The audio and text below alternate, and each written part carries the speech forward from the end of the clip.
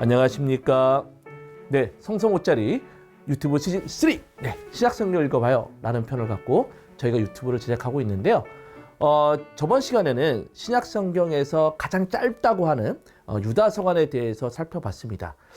유다서관은 매우 짧긴 하지만 그래도 전통적인 신앙과 가르침을 통해서 신앙을 재정립하도록 도와주는 서간이라고 제가 지난 시간에 좀 말씀드렸습니다.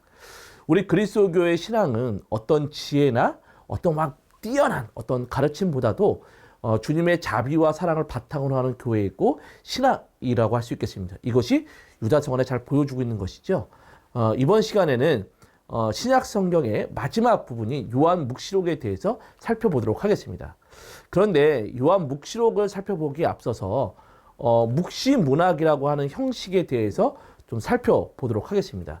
왜냐하면 요한 묵시록은 묵시 문학적 표현 방식을 통해서 쓰여진 성경 말씀이기 때문에 그렇습니다.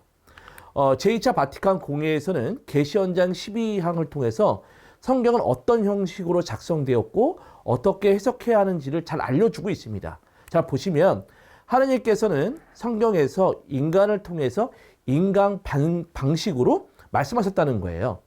그래서 성경 해석자는 하느님께서 우리에게 전달하고자 하신 것이 무엇인지를 알기 위해선 성경 저자들이 정말로 뜻하고자 한 것이 무엇이고 또 하느님께서 그들의 말을 통하여 나타내고자 하신 것이 무엇인지 주의 깊게 이 성경 해석자들은 연구해야 된다는 겁니다. 그래서 성경 저술자들의 어떤 진술의 의도를 알아내기 위해선 여러 가지 것들을 사용해야 된다고 하는데 그 여러 가지 것들 중에는 문학적인 유형들도 고려해야 된다는 거예요.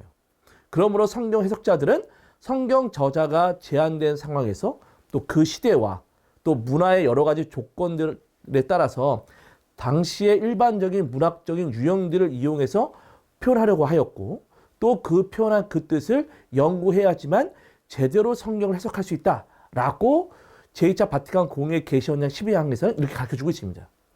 결국 하나님의 계시는 인간 저자의 습성인 문학적인 유형 안에서 계시가 된 겁니다. 그렇다면 요한 묵시록은 묵시 문학을 통해서 하나님의 말씀이 담긴 책인데 그렇다면 묵시 문학은 무엇이고 그것이 또 어떻게 생겨나게 되었는지를 살펴보는 게 좋겠습니다. 그런 다음에 요한 묵시록의 전체적인 메시지와 저자의 의도들을 내용들을 좀 살펴본다면 좀 더 요한 묵시록 저자가 우리들에게 전해주고자 했던 여러 가지 어떤 메시지를 잘 알아줄 수 있지 않을까라고 생각이 듭니다. 그래서 요한 묵시록의 영상은 묵시문학을 다루는 1부와 요한 묵시록을 다룬 2부로 제작된다는 점을 먼저 말씀드립니다.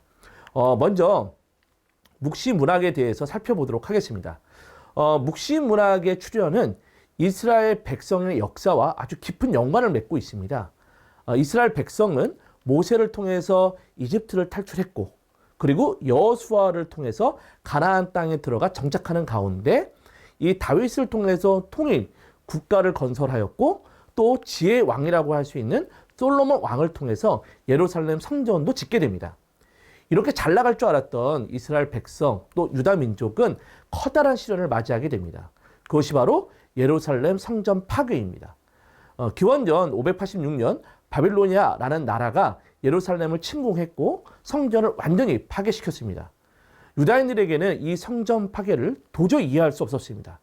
자신들은 하나님께 선택받은 민족이고 다른 민족들보다도 우수하다고 생각했는데 이방인들의 나라인 바빌론이라고 하는 나라에 의해서 멸망하다니 도대체 이 사건을 받아들일 수가 없었습니다. 특히 그들은 분명 하나님께서 이 사무엘기 하권 7장에 나타나 있는 것처럼 다윗과 하나님께서 계약을 맺으셨고 그 계약이 아직도 유효할 텐데 어떻게 예루살렘 성전이 파괴되었는가라는 의문을 갖게 됩니다. 이러면서 유다인들은 자신들의 역사를 다시금 돌아보게 되었고 그러는 가운데 하나의 답을 찾게 됩니다. 즉 자신들이 계명을 지키지 않았기 때문에 하나님께서 저주를 내려서 자신들의 나라가 멸망하게 되었다는 것을 깨닫게 됩니다. 그러면서 이제 유다 백성은 이집트를 탈출시켜서 약속의 땅으로 인도하셨던 하나님을 회상하게 되었고 그러면서 유다인들은 자신들의 역사와 성경을 제작하기 시작합니다. 그러는 가운데 이들은 다시 자신들의 나라를 건국시킬 다윗과 같은 왕, 메시아를 기다리게 됩니다. 이러한 기대를 볼 수 있는 부분들이 이사야서라든지 또 말라기 등 이러한 예언서에서 많이 나타나서 볼 수 있습니다. 이런 기도 속에서 유다 민족은 페르시아의 임금 키루스로부터 해방을 맞이하게 됩니다. 이렇게 해방이 선포된 유다인들은 자신들의 약속의 땅인 예루살렘으로 되돌아오게 되었고 예루살렘 성전을 다시금 짓게 재건하게 됩니다. 이렇게 재건된 성전에서 에즈라와 느헤미야는 율법을 선포하면서 유다 백성들에게 율법을 가르치게 됩니다. 그러면서 유다인들은 율법을 충실하게 지키는 민족으로 재탄생하기 시작합니다. 이렇게 율법을 열심히 지키던 유다인들은 언젠가는 하느님께서 자신들의 나라를 다시 찾게 해줄 것이라고 믿었습니다.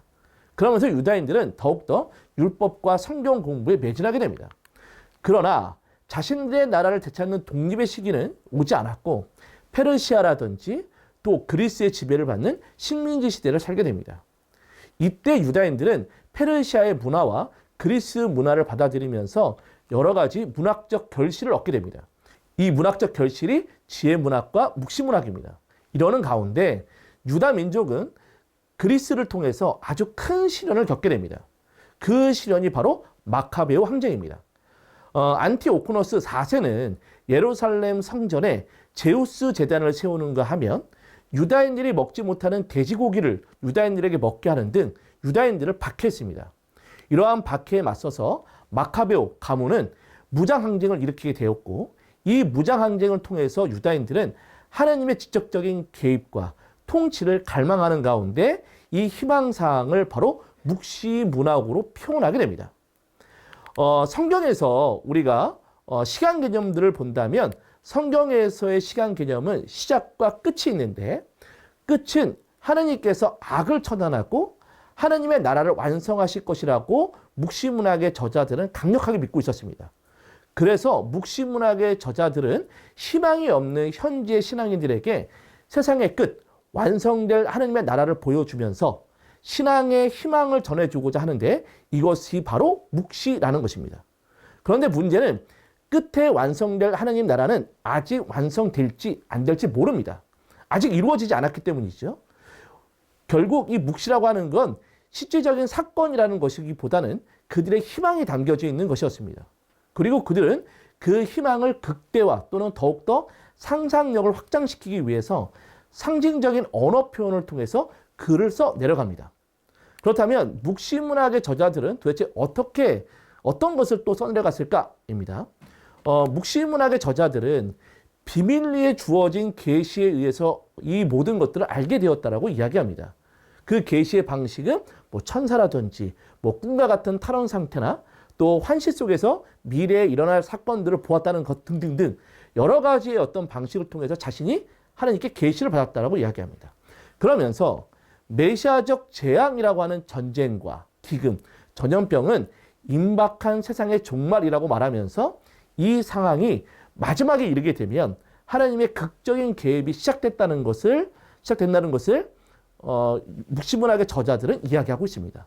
그러면서 죽은 모든 사람들이 무덤에 부활해서 하나님 앞과 메시아 앞으로 나가서 심판대에 서게 되고 그들의 행위가 낱낱이 기록된 책들이 낭독되고 이 심판에서 영원히 구원받을 사람과 단죄받을 사람들이 선언되고 이 심판이 끝나면 옛 시대 대신에 새 시대를 시작해서 착한 이들을 곳에 살게 하는 이러한 어떤 문학적인 구조 속에서 여러 가지 어떤 이야기들을 써내려갔던 게 묵시문학이라고 볼 수 있겠습니다.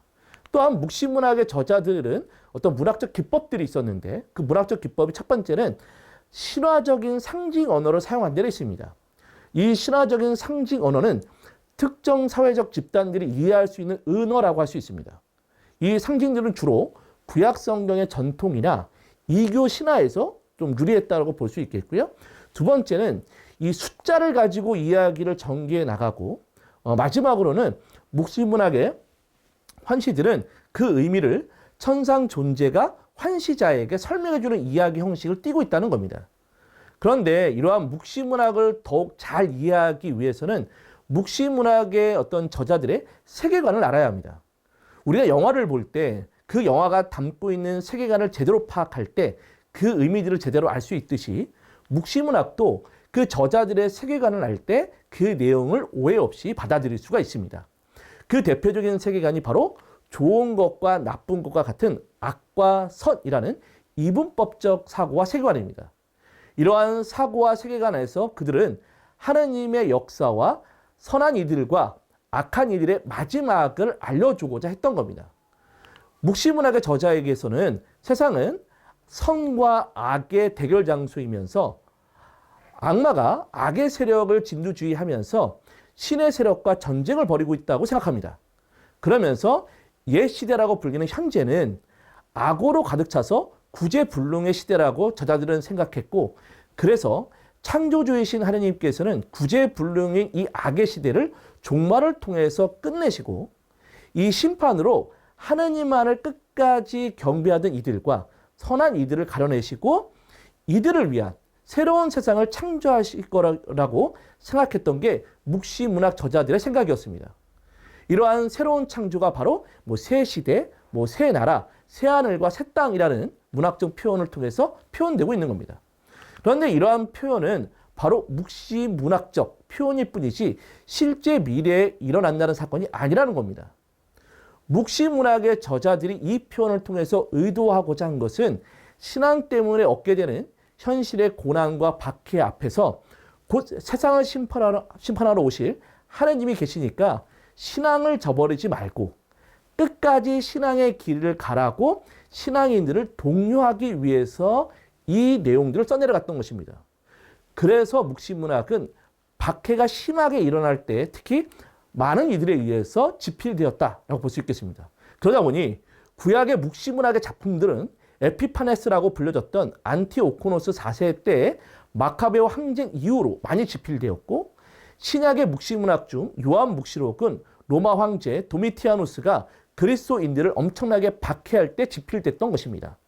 그리고 신약의 묵시문학 또한 마찬가지로 이 박해가 로마에 의해서 박해가 심했을 때 많이 작성됐습니다. 그런데 이러한 것들을 우리가 가지고 있는 구약 성경에서 살펴본다면 다니엘에서 7장부터 12장이라든지 에제키엘에서 28장부터 39장, 또 40장부터 48장, 찌가리아 1장부터 6장 등등등, 또 이사야서 24장부터 74장 일부 등등등 이러한 것들이 주로 보편적인 심판과 종말의 만찬, 또 하나님의 원수의 파멸 등이 있는데 이러한 묵시문학적 요소들을 담고 있는 구약 성경의 대목입니다. 신약 성경에서도 이런 묵시문학적 표현들이 발견되기도 합니다. 마르코복음이라든지 또 테살로니가 첫째 서간이라든지 둘째 서간, 베드로 둘째 서간, 요한묵시록 등등입니다. 마지막으로 요한묵시록은 묵시문학 그 자체인 것이죠. 이 외에도 외경에는 더 많은 묵시문학 작품들이 있습니다. 신현서라든지 에녹서라든지 또 시리아어로 되어 있는 바록서라든지 또 아브라함의 묵시록, 베드로의 묵시록, 바울의 묵시록 등등등 여러 가지 묵시문학 작품들이 외경으로 분리되어 있습니다. 그리고 외경이 아닌 신약 성경에 담긴 요한묵시록은 그 당시 집필됐던 구약 성경의 묵시문학의 영향을 참으로 많이 받았습니다. 요한묵시록 4장은 에제키엘서 1장의 환시와 아주 비슷하고 그 상징적인 동물도 비슷합니다. 내 생물에 대한 언급도 똑같고 생물들의 모습까지도 에제키엘서와 요한묵시록은 거의 비슷합니다. 이렇듯 요한묵시록의 4장은 에제키엘서 1장의 영향을 받은 것이라고 볼 수 있습니다. 또한 요한묵시록의 5장에 7번 봉인된 두루마리는 에제키엘의 2장에 에제키엘이 소명을 받는 장면에서 나오는 두루마리와 비슷합니다. 그뿐만이 아니라 요한묵시록 13장에 나타나는 로마 제국을 상징하는 재앙의 짐승들은 다니엘에서 7장 3절의 짐승의 그 원형을 두고 있기도 합니다. 그리고 7장 2절부터 4절에서 나타나는 교회 구성원들이 해를 입지 않도록 지켜주는 인장을 이마에 받게 되는데 이 인장에 대한 묘사는 에제키엘 9장 4절부터 6절에서도 하느님 마음에 드는 예루살렘 주민들이 이마에 표를 받는 덕분에 죽음과 멸망에서 벗어난다는 이 내용과 아주 유사합니다. 이렇듯 구약의 묵시문학과 요한묵시록은 아주 깊은 연관성을 맺고 있지만 구약의 묵시문학인 유다 묵시문학과 요한묵시록은 근본적인 차이점이 있습니다. 유다 묵시문학에서는 오로지 하느님만 새로운 시대를 구현하는 분으로 묘사하지만 요한묵시록에서는 하나님의 계획은 그리스도의 어린 양께서 봉인을 떼는 순간부터 실현되기 시작합니다. 이는 그리스도께서 당신 자신을 희생제물로 내놓으심으로써 인간을 죄로부터 해방시켰다는 신학적인 의미를 담고 있기 때문에 그렇습니다. 그래서 봉인을 뗄 자격을 갖추신 분은 오직 어린 양이신 그리스도뿐임을 요한묵시록은 고백합니다. 그래서 요한묵시록 속에서는 십자가의 표징이 매우 중요한 자리를 차지하고 있는 반면에 유다묵시록이라든지 구약의 묵시록들 안에서는 이러한 십자가들이 전혀 발견되지 않습니다. 이번 시간에 묵시문학의 출현과 내용들을 좀 살펴보았습니다. 묵시문학은 미래에 일어날 사건을 담고 있지 않습니다.